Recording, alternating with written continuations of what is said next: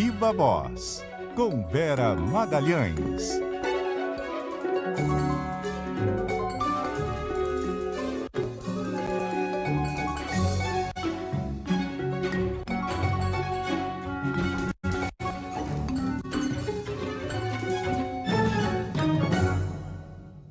Oi, Vera, boa noite, tudo bom? Oi, Carol, boa noite. Boa noite, Muniz. Boa noite a todo mundo que nos ouve e nos assiste. Boa noite, Vera. Vera, a gente abriu o programa hoje falando sobre a confirmação do futuro ministro da Justiça, Ricardo Lewandowski, de que convidou o atual chefe do Ministério Público de São Paulo, o Mário Sarrubo, para comandar a Secretaria de Segurança Pública, né, na pasta. Foi uma surpresa? Foi uma surpresa, Carol. A expectativa geral das pessoas com as quais você conversava, tanto as ligadas ao PT quanto as ligadas ao ministro Flávio Dino, era de que o Lewandowski fosse escolher para essa área de segurança uma pessoa mais próxima ao PT, fosse da academia ou dos quadros do próprio partido, dos quadros políticos mesmo. E não foi isso que ele fez. Ele escolheu para ser secretário nacional de Segurança Pública, justamente a área mais nevrálgica do MJ e aquela que está sob o olhar de todo mundo, da sociedade, inclusive da oposição, o atual chefe do Ministério Público aqui de São Paulo, que não tem um histórico ligado ao PT e pensa a segurança pública de uma forma diferente dos acadêmicos petistas, do Benedito Mariano, que era alguém que estava cotado para essa cadeira, do PT de São Paulo. Enfim, ele tem uma visão diferente, é uma visão linha dura, uma visão de combate ao crime organizado por meio de mecanismos ali realmente de inteligência, de estrangulamento do crime organizado, e isso prevê, dentro do que ele implementou no GAECO aqui em São Paulo, que é o Grupo Especial de Combate ao Crime Organizado do MP de São Paulo, um trabalho de sintonia e de atuação conjunta com as polícias. Então, o que se espera da ida dele, que está praticamente confirmada, as pessoas com quem eu converso dizem que ele só está vendo a maneira de se desincompatibilizar e de decidir o que ele fará com a sua carreira mesmo, porque ele estava há alguns meses de se aposentar, né? Ele deixaria a chefia do Ministério Público em abril e logo em seguida já pleitearia a aposentadoria. Então, esses trâmites burocráticos são a razão pela qual ele ainda não veio a público anunciar que aceita o convite, mas ele aceitará. E essa linha é uma linha mais condizente com o que o time do próprio Flávio Dino vinha fazendo e vinha preconizando, que é essa ideia de integração com as polícias dos estados, uma visão de política de segurança em que a polícia não é vista como um inimigo e como um ser alheio à própria construção da política pública. O que eu apurei também é que a reação das corporações, portanto das polícias, a ideia de ter o Benedito Mariano ou alguém da mesma linha à frente da Secretaria Nacional de Segurança Pública foi muito grande. E que essa reação acabou afastando o Lewandowski dessa ideia. E quem advogou muito pelo nome do Mário Sarrubo foi o ministro Alexandre de Moraes, que teve um papel na ida do Flávio Dino para o Supremo, no lugar do próprio Lewandowski, e que tem sido muito ouvido pelo presidente Lula na designação de vários cargos, Procurador-Geral da República. O Alexandre de Moraes tem sido muito consultado, o que não deixa de ser irônico, porque ele foi nomeado para o Supremo justamente pelo Michel Temer, que é um presidente que até hoje o PT chama de golpista, né, que assumiu depois do impeachment da Dilma, e ele foi ministro da Justiça do Temer, logo após o que o PT chama de golpe, e que foi o impeachment da Dilma. Então, essa reabilitação do Xandão junto ao PT também é um capítulo a ser escrito aí da crônica desse governo, porque é algo muito surpreendente. E tem uma razão de ser. A razão de ser é a atuação dele à frente do inquérito do Supremo contra as fake news e as milícias digitais e outros inquéritos que foram vindo a partir desse, e também a sua atuação à frente da Justiça Eleitoral, à frente do TSE. Então isso reabilitou o Alexandre de Moraes como um interlocutor do PT, do governo, do Lula, E agora ele está muito forte nessas indicações. Ele é amigo dileto do Mário Sarrubo e o Lewandowski não é próximo ao chefe da Procuradoria de São Paulo. Então, foi uma indicação do Alexandre de Moraes, foi bem recebida, foi recebida com surpresa também pelo povo do Dino, mas ali com um certo alívio, por não ser um quadro ali PT estrito sensu que assume. E eu só colhi um certo mal-estar com o fato de, antes mesmo de ser uma transição negociada, o Lewandowski saía anunciando as mudanças e saía anunciando que vai trocar todo mundo, com exceção de 2 secretários que são do PT, o Vadir Damus e a assessora especial do Ministério, Sheila Carvalho. Então, os nomes do PT ele mantém, mas vai ficando evidente que ele vai tirar todo o resto que era PSB. Então, uma fonte falou para mim, olha, eu acho estranho essa coisa de sair trocando todo mundo sem negociar, nem parece uma transição dentro do mesmo governo. Então, esse pequeno mal-estar existe. Agora, Vera, explica essa situação para a gente. O ministro Lewandowski ainda nem assumiu o novo cargo e já tem convites lá na Câmara para ele explicar a política de segurança. A gente viu muitos desses convites na gestão de Flávio Dino, né? Como que fica essa estratégia aí de encurralar os ministros nas comissões? Vai seguir aí a pleno vapor nesse segundo ano de mandatos? Deve ter alguma mudança?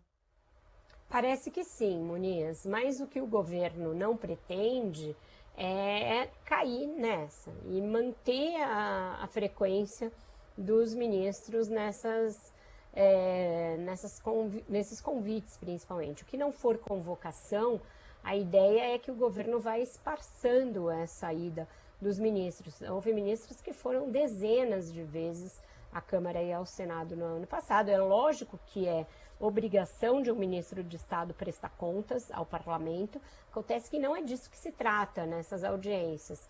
A prestação de contas passa longe, vira uma briga de rua, muitas vezes com ofensas, muitas vezes com troca de acusações e xingamentos entre os próprios integrantes das comissões, e aí não se tem proveito nenhum de cenas como essa. O próprio Arthur Lira está muito de saco cheio, para usar o português bem claro, desses episódios. Ele acha que isso daí tumultua os trabalhos da Câmara, acaba dispersando os esforços das comissões que deveriam se ater aos seus temas e deliberar sobre propostas, sobre projetos, e não ficar usando como palco para lacrar nas redes sociais.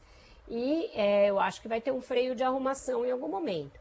Nesse caso do Lewandowski, fica evidente que a ideia não é esclarecer nada. Se ele nem assumiu ainda, como ele pode ir lá prestar contas a respeito da política de segurança pública? É um nonsense absoluto, e aí o ministro deverá ignorar o convite, se for convite, e a ideia é que o governo tenha uma atuação mais esperta e mais diligente para evitar convocações nessas comissões. O que acontece é que eles ficam dispersos, não comparecem às comissões, aí a oposição comparece em peso, aprova os convites e as convocações sem que haja nenhum governista para barrar. Então também ter uma atuação mais atenta nessas comissões para evitar essas cascas de banana. Ô Vera, por falar em Câmara, parece que o presidente da casa, Arthur Lira, vai ter que fazer uma pausa nas férias. O que você apurou? Exatamente, Carol. Ele pretendia voltar a Brasília só no dia 5, quando se dá a reabertura do Congresso, e isso é só na segunda-feira, dia 5 à tarde, mas vai ter de fazer um pit stop amanhã em Brasília, por aí que ele vai a Brasília para se encontrar com o ministro Fernando Haddad. E aí esse é o fecho daquela conversa que a gente começou ontem aqui no Viva Voz.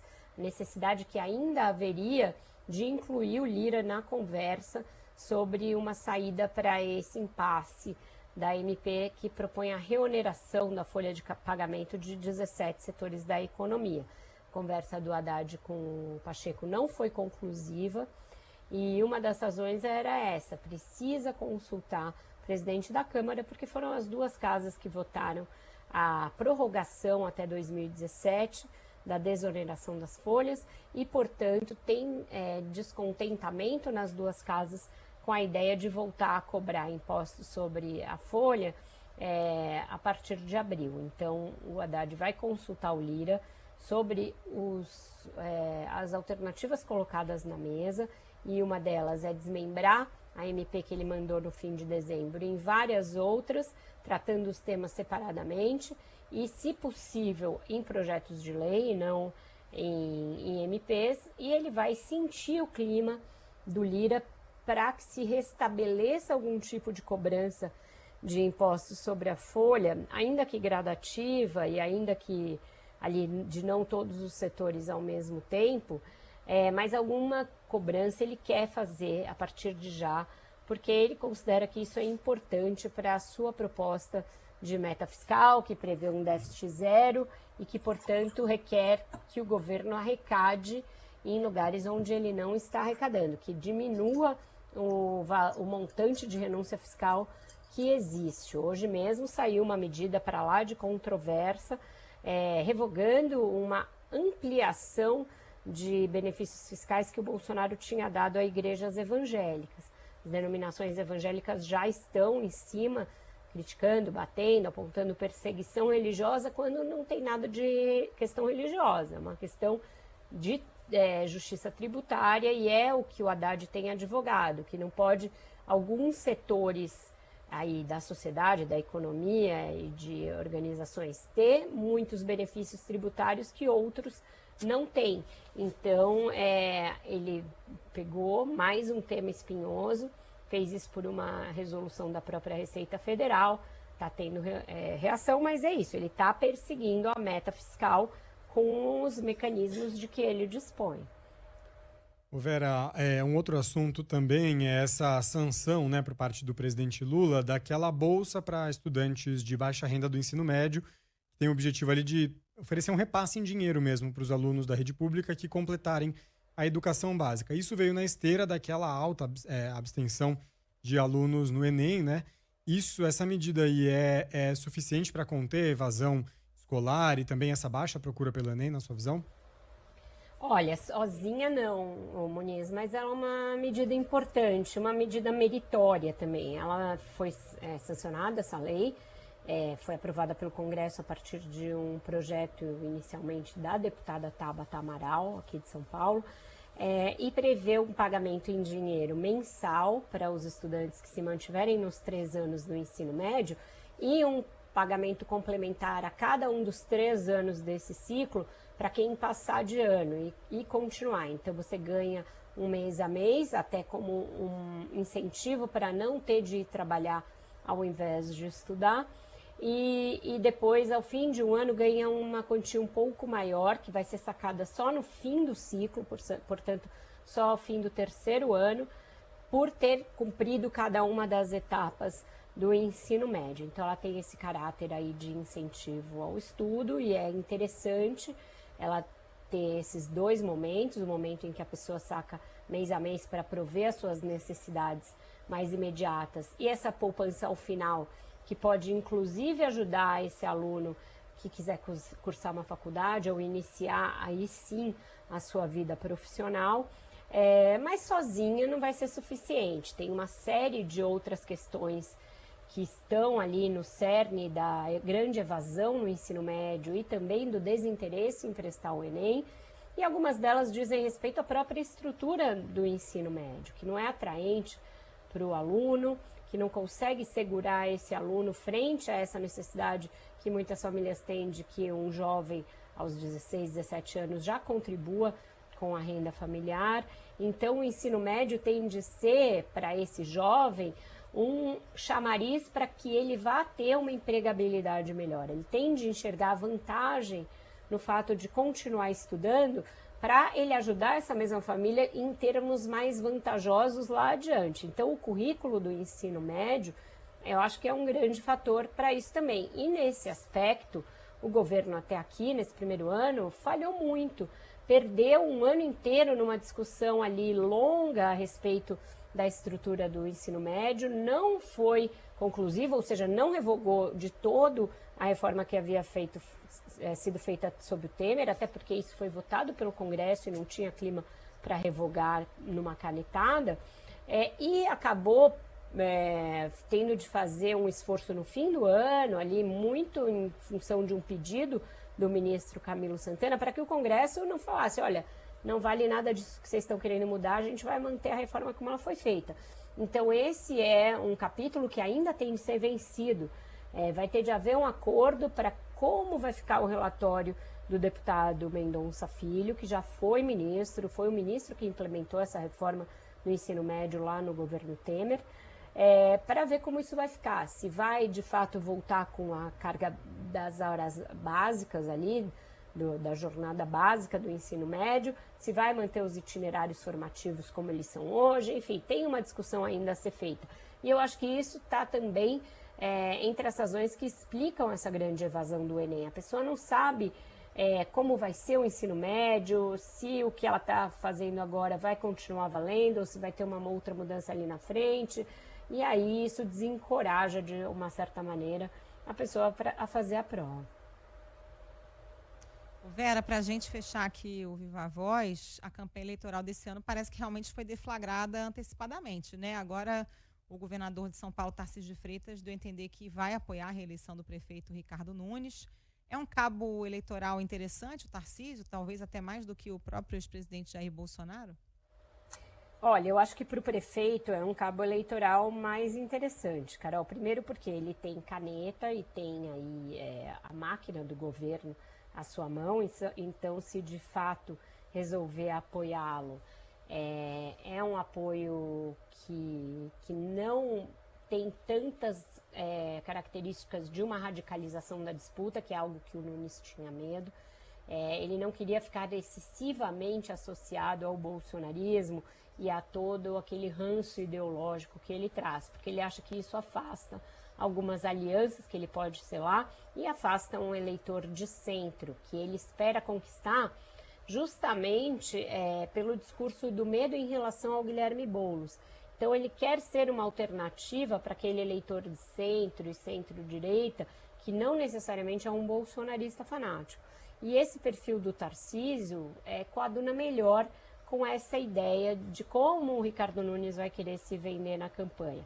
Como alguém que é de centro-direita, conservador sim, porém não adepto de bandeiras do bolsonarismo, como negacionismo científico e outras. Então, para ele, o Tarcísio cai como uma luva nessa ideia que ele quer vender na campanha.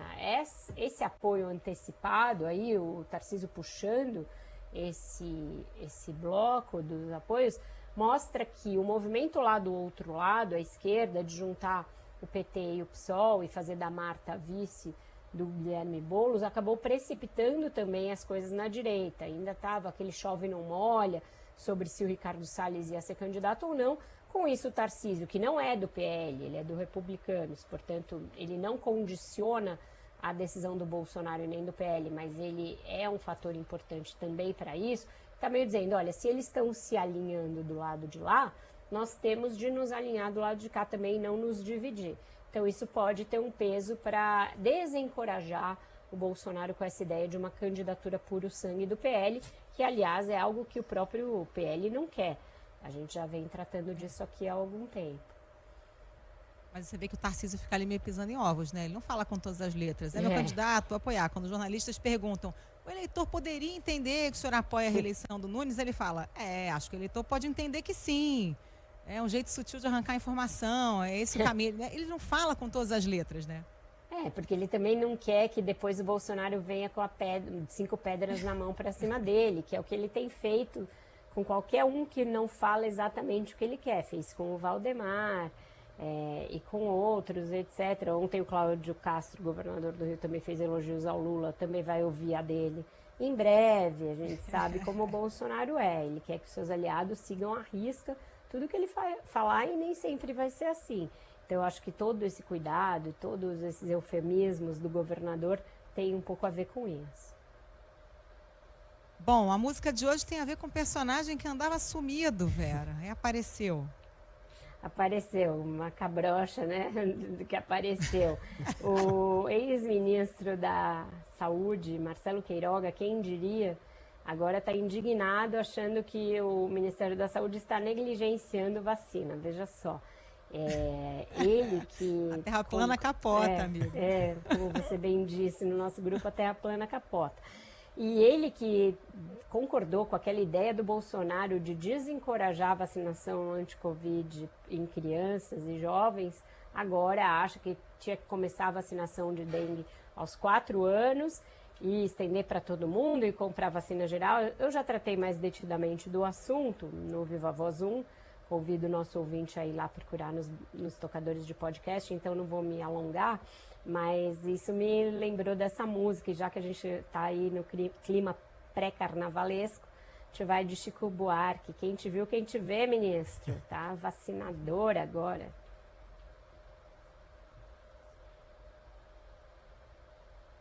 Cadê? Será que temos? Aí, foi. Onde eu era mestre sala, hoje a gente nem se fala, mas a festa continua, suas noites são de gala, nosso samba ainda é na rua, hoje o samba saiu, procurando você. Quem te vê, quem não a conhece, não pode mais ver pra crer. Quem jamais a esquece, não pode reconhecer. Valeu, Vera. Boa noite para você. Até amanhã. Obrigada, querida. Até amanhã. Boa noite para vocês. Beijo, boa noite.